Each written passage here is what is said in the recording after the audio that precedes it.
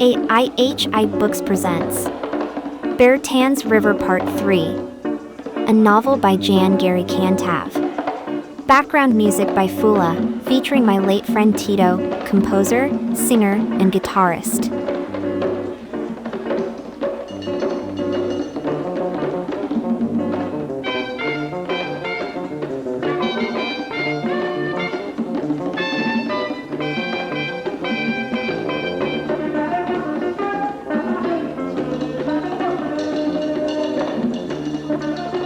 Chapter 8. An Unforgettable Friday. I was home alone this Friday as usual, and as usual I had nothing to do. After a light and late breakfast, 1 slice of bread, 2 boiled egg whites, and a cup of fresh grapefruit juice, I was mentally planning the day ahead. As a freshly retired person, I felt very free and very happy to really enjoy my life without any pressing matter on my to-do list. The people who said that I would be missing my daily routine at work must have been wrong. So far, I was still in pure delight of my new nothing-to-do days. My mind wandered a bit back to the US, and for a few seconds I saw myself absorbed in my job back in the country, where milk and honey really run 24/7 in the stores, but where no one has enough time to enjoy either one, the milk or the honey. I was arguing with myself, trying to decide what to do first today. Should I finally give priority to cleaning the cluttered backyard and get it to a point where I can start enjoying it?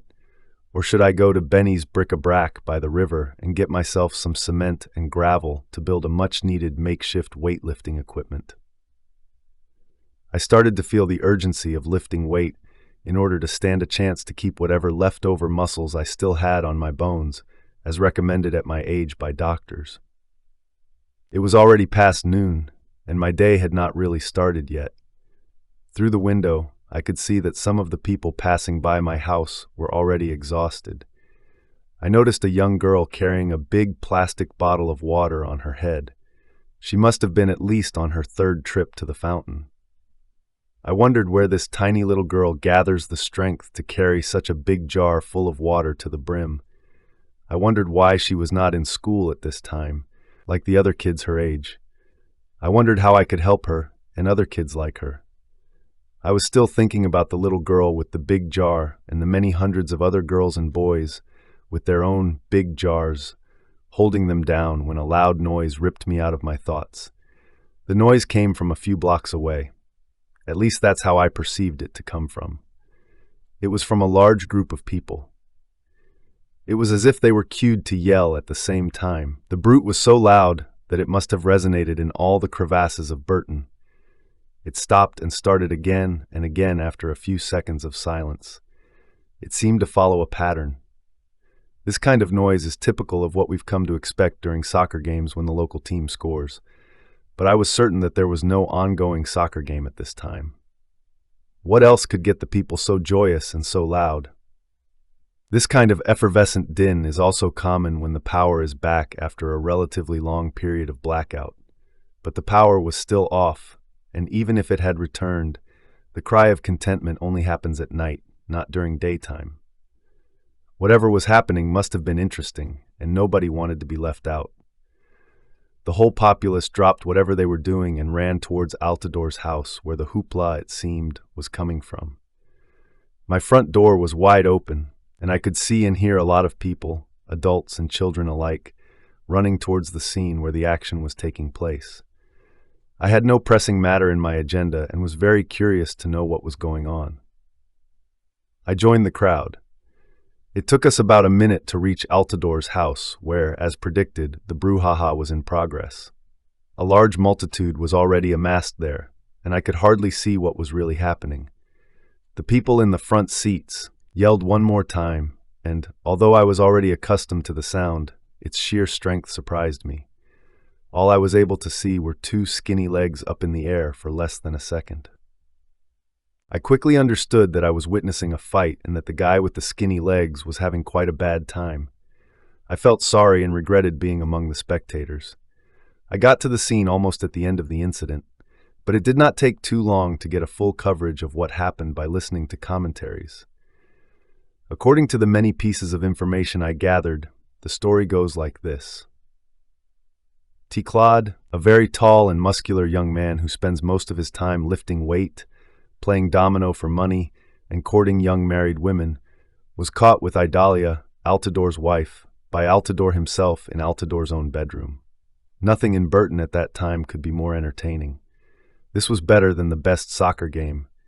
This story had all the elements to get people excited: sex, infidelity, and fistfight.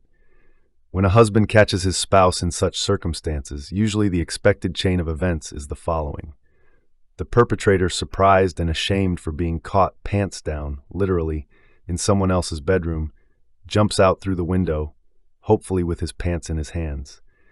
The victimized husband, too surprised to pursue the villain, throws whatever is at hand in a vain attempt to stop him.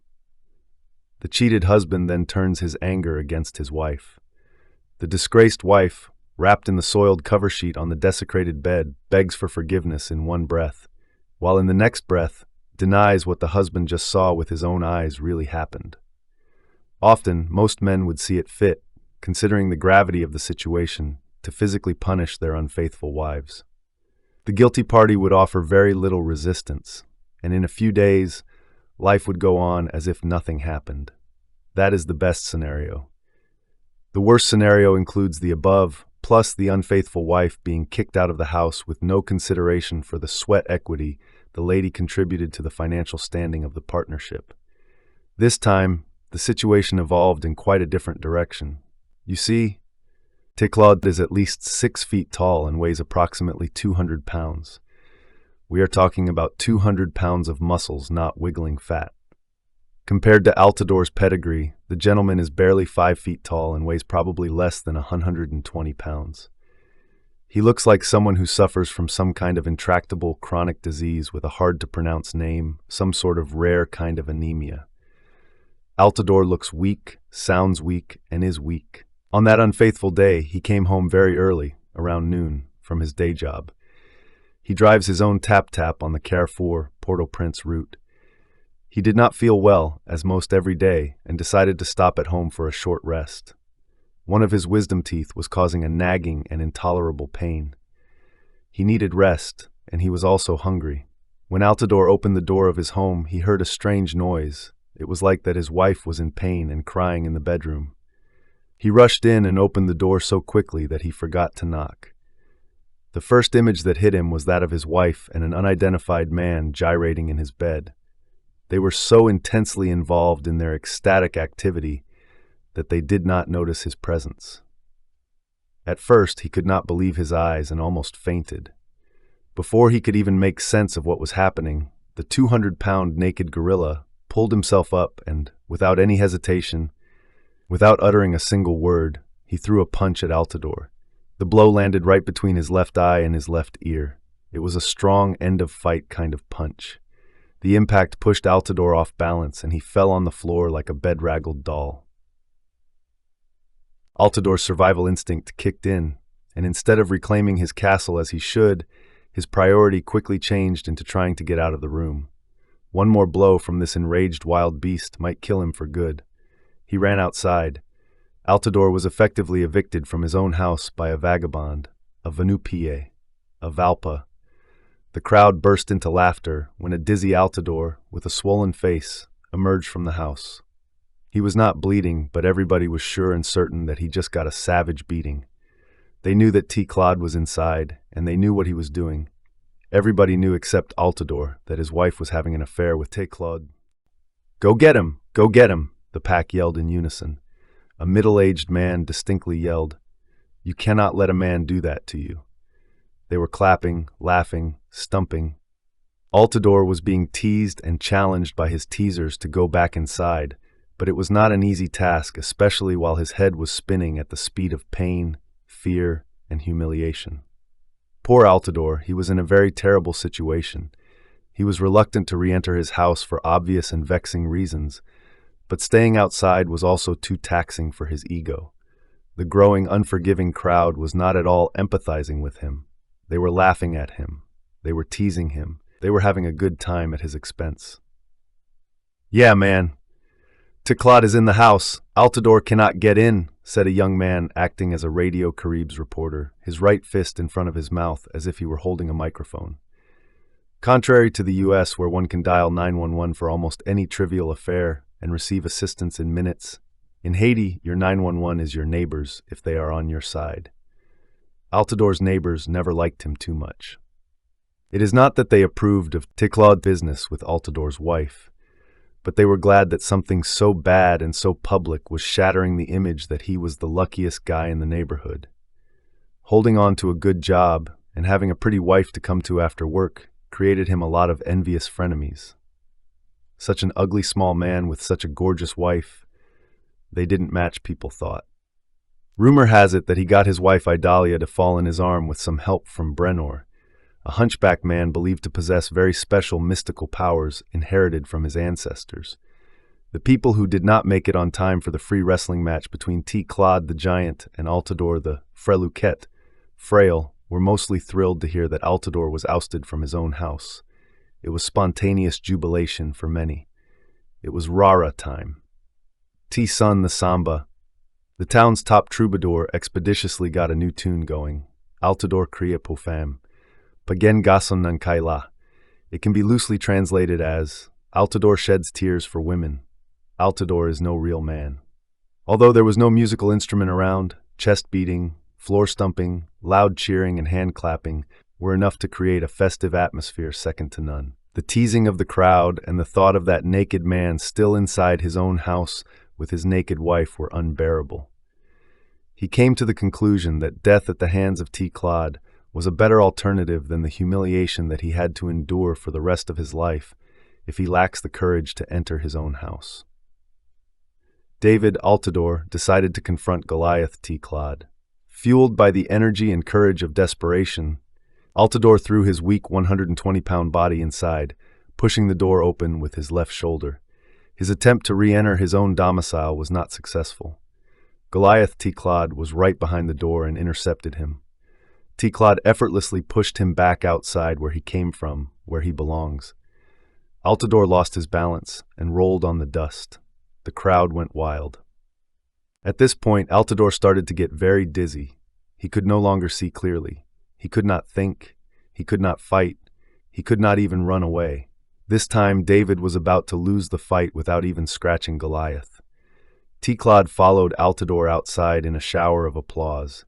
He grabbed the poor man by the back of his collar, lifted him above his head like you would to a small child, and let him fall head first.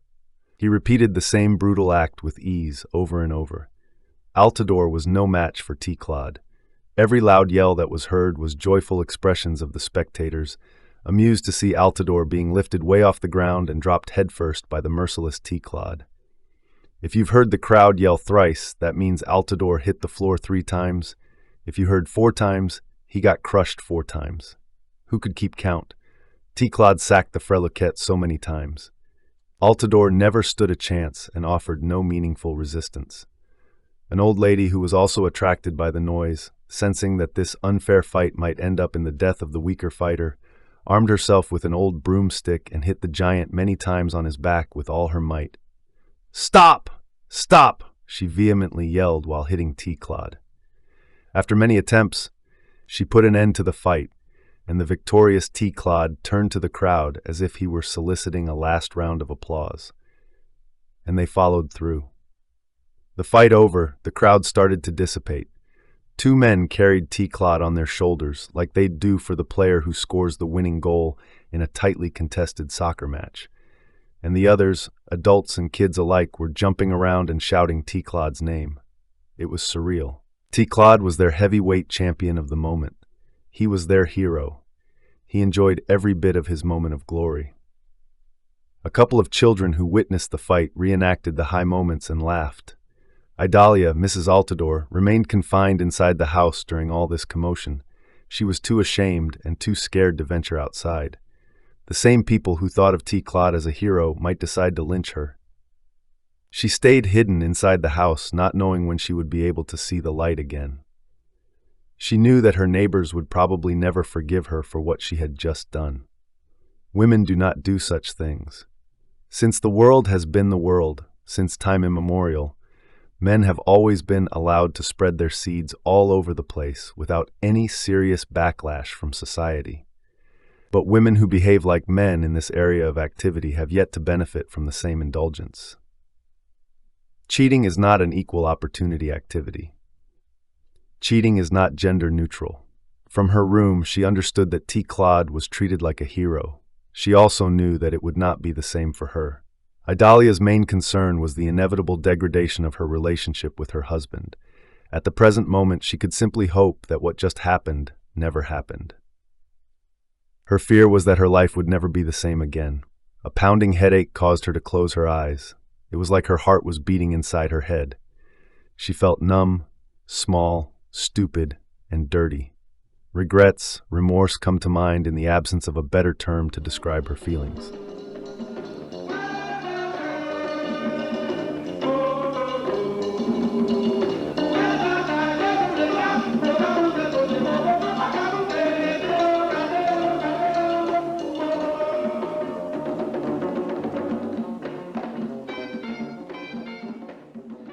Chapter 9. Calvary Road. While T. Claude was receiving the hero's treatment, Altidore was still in a squatting position on the ground, unable to fully get up on his own. He had difficulty breathing. In our colorful Haitian language, we would say that his little breaths were short. He might have some bruised or broken ribs. His face has started to swell. His left eye and the left side of his mouth were tight and slightly twisted in a kind of rictus, indicating that he was in pain. The spectators were too busy in their adulation of the victor to care about Altidore. The same old lady who stopped the fight was the only one to realize that Altidore needed help. She gathered all the strength she had left in her aging muscles and helped him pull himself off the ground. "Could you please help me to the river?" Altidore asked with a feeble voice. She did not utter a word, but did as he requested. He took a good look at the lady for the first time during the ordeal. He did not remember ever seeing her around. "What's your name?" he asked. She paused and said, "Amelia." She added, "I see that you do not remember me. No one does." "We've met before?" Altidore asked, a bit surprised. "You've given me free rides in your car many times." He had no recollection of ever meeting her, but he was glad that she was around to help him in his time of need. Slowly, painfully, Altidore, aided by his guardian angel, dragged himself to the river. He was aching all over. A small amount of blood was running from his left nostril. His shirt, tainted with his own blood, was torn and had no button left in place. He had to hold it shut with both hands in order to protect his skeletal chest from public display. It was very humiliating for Altidore to walk the few blocks separating him from the river. It would have been better to go inside and hide in his home for a while, away from public view, until his misfortune becomes old news. However, he knew that the earlier he got into the river, the faster his recovery would be. He folded his pride in four, put it in his back pocket, kept his eyes gazing away from people's eyes. All eyes were on him. He did not have to see them looking at him to know that they were. When Amelia and Altidore finally got to the river, he removed his pants and shirt, and wearing only his underwear, he laid his frail and bruised body in the cold water, his back turned against the flowing stream. Most people living in Bertin know that the river is our best doctor. There is no better remedy for diseases like arthritis, sprain, stress, high blood pressure, diabetes-induced nerve damage, and many other ailments. The river is particularly good at alleviating body aches, regardless of the nature of their causes. Altidore stayed in the water for a good 15 minutes, and when he got out, no one was around. He was all alone. Amelia, his guardian angel, left. He had no idea when she did. He must have dozed a little bit in the water. He sat on a large rock at a very short distance from the water, his back facing the sun to let his body dry. The tingling bites of the sun's rays were exactly what he needed at the moment. He felt loved. He felt caressed. He felt alive. Several parts of his body were still hurting, but the pounding headache that scared him the most was only now a slight feeling of heaviness inside his cranium. The river once again worked as expected, starting the healing process of his body and soul. When Altidore decided to put his clothes on and return home, he opened his right hand to grab his pants, and 3 small stones fell out of his left hand. They looked very particular. He could not remember when he picked them and why. He was quite perplexed and decided to keep them. The small stones were almost as round as marbles. 2 were grayish, and 1 was plain red, resembling a red coral stone. What was a coral stone doing in a river? Aren't they supposed to be in the ocean? Altidore questioned himself. I may be wrong, he thought. Maybe there's plenty of coral stuff in rivers too. On his way home, he carefully placed the 3 small stones in his shirt pocket and often checked to ensure that they were still there. The stones were very precious to him, very precious indeed. Going to the river after the fight amid the commotion was very humiliating. He had to go through the neighborhood and face mocking looks, hostile comments, and more humiliating gestures. But it wasn't that bad. He was still in a lot of pain that occupied his mind, and more importantly, he was still in a blur. Also, he wasn't alone. Amelia, the old lady who saved his life, was with him. Coming back from the river to go home was 10 times more shameful. The pain was still there, although less poignant. The blur was gone. He had to face the new reality of living in a small town where everybody knows that he got a beating from a man who just did what he did with his wife in his own house. People were staring, commenting, smiling, and even laughing out loud. He kept his eyes on the ground or glued to the horizon and walked slowly back home. If the physical pain was going to subside with time, the emotional pain of dealing with the fact that the woman he loved so much let him down in such a public way was even a greater challenge. He did not know how to deal with that situation. He had no idea if or when the shame and the pain would go away. It was also devastating for him to realize that he had no real friends in Bertin, despite all the help he had been providing to the people around him. Only this poor old lady he did not even know came to his rescue. Not even Boulou, who rides for free in his tap-tap truck on a regular basis. Not even Maurice, who still owes him money that she borrowed when her brother died suddenly last year. Not even Jacobson, who drives Chou-Chou, the nickname of Altidore's vehicle, on weekends to put some money in his pocket. The latter was the most painful. He really trusted Jacobson as a friend. They have known each other for a long time. Jacobson was the only guy in Bertin with whom he shared his shareable secrets.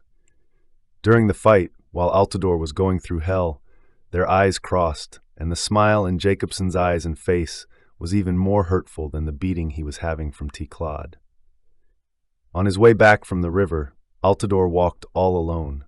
The old lady who escorted him to the river had left just after he entered the water.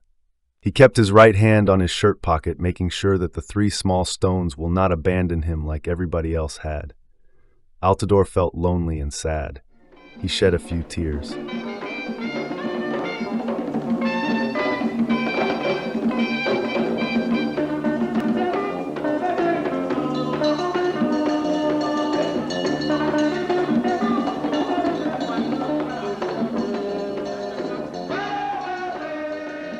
Chapter 10.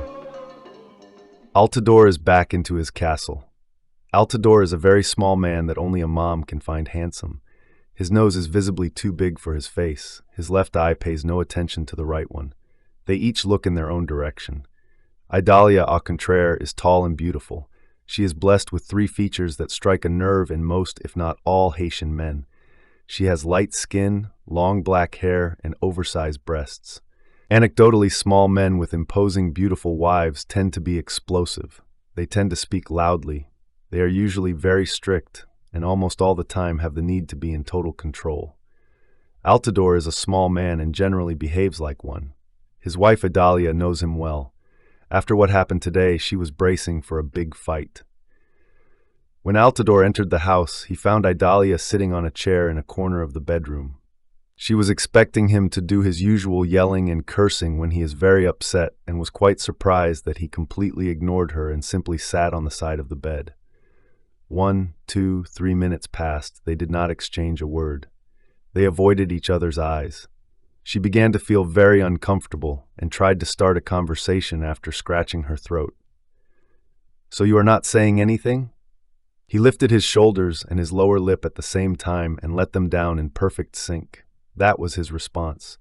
His gesture could be interpreted as, "What do you want me to say?" "The cat got your tongue?" she continued. He smiled briefly, and after a long pause he said, "Leave me alone," followed by a long sigh. "I am tired, you know, I am tired. Leave me alone," he added.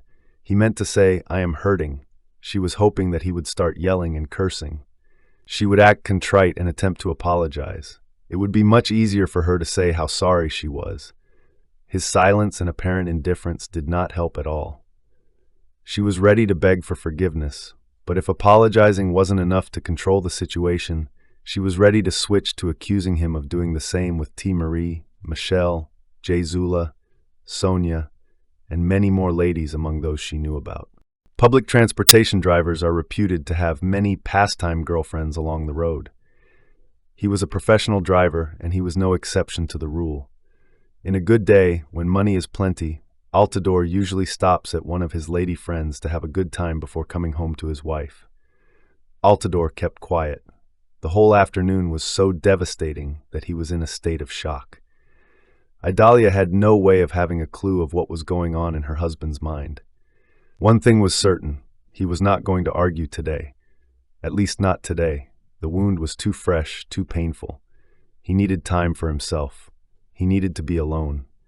He needed time to heal. His mind wandered back to the river, and he remembered something that happened while he was almost fully submerged in the water. The river was not simply massaging his swollen bones and joints. He had the strange feeling that it was also talking to him. It was telling him to remain calm. It was telling him not to worry about anything. Was it only his imagination? Was he one more time talking to his imaginary friend? It could not be.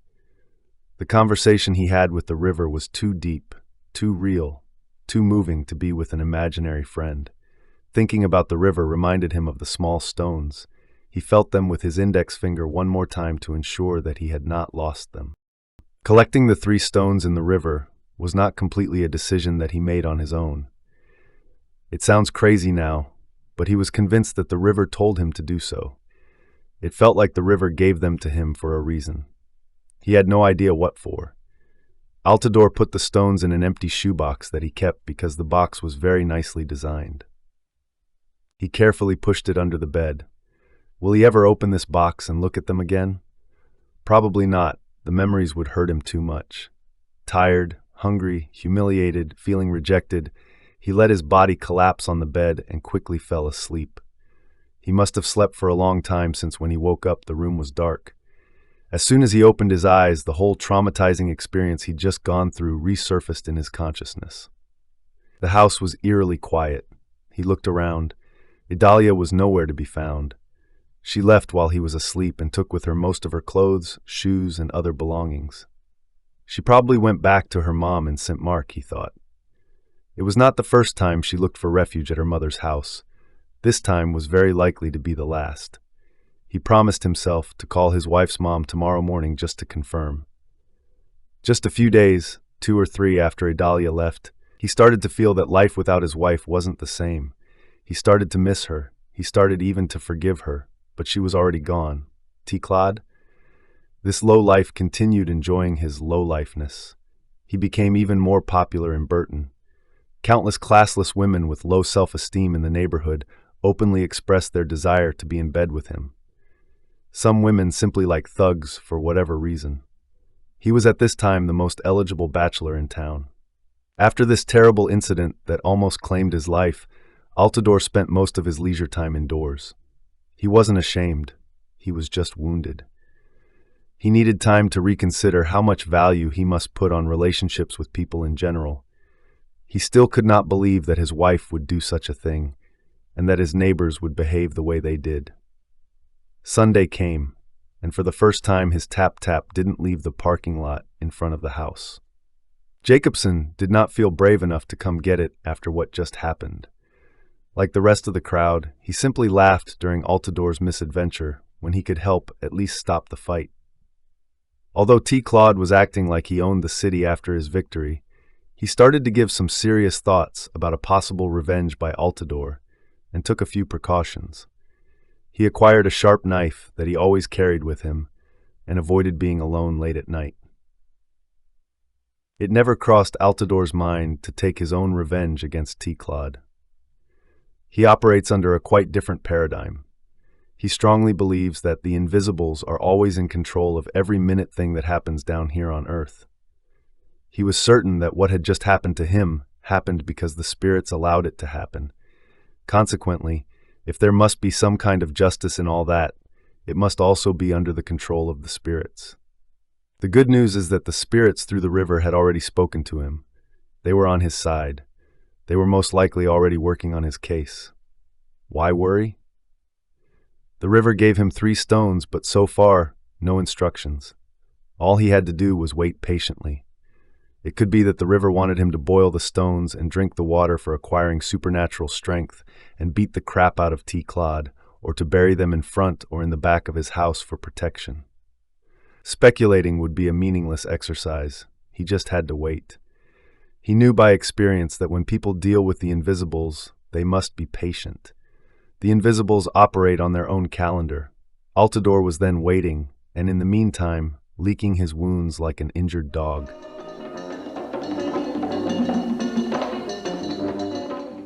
Background music by Fula, featuring my late friend Tito, composer, singer, and guitarist. End of Par 3.